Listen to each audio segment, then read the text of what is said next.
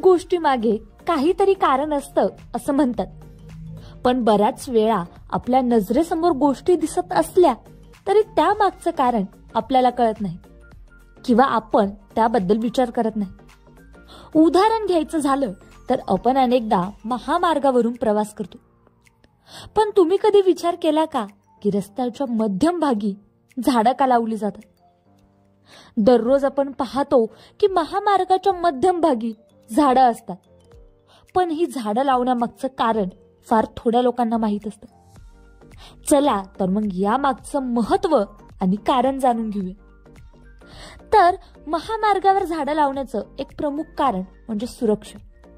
डिव्हायडरवर झाडं लावली जातात, ज्यामुळे अप आणि डाऊन वाहतुकीत समान अंतर राखलं जातं. 2 वाहनांमध्ये किमान 8 फूट अंतर असणं आवश्यक आहे, ज्यामुळे अपघाताची शक्यता कमी होते.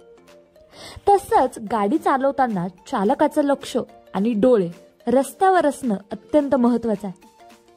हलक्या रंगाचे प्रभाव डोळ्यांना थंडावा देतात आणि हिरव्या झाडांच्या रंगामुळे डोळ्यांना त्रास होत नाही. डोळ्यात जळजळ होण्याचा धोका कमी असतो आणि चालक शांत राहतो. तसंच आपल्याला माहित आहे की झाडं लावल्याने हवेचं प्रदूषण कमी होतं. रोज हजारो वाहनं महामार्गावरून ये जा करतात, त्यामुळे मोठ्या प्रमाणावर प्रदूषण होतं. झाड हे प्रदूषण कमी करण्याचं नैसर्गिक साधन आहे, म्हणून देखील महामार्गावर झाडं लावली जातात. महामार्गावर सतत वाहतुकीमुळे ध्वनी प्रदूषण खूप जास्त असतं.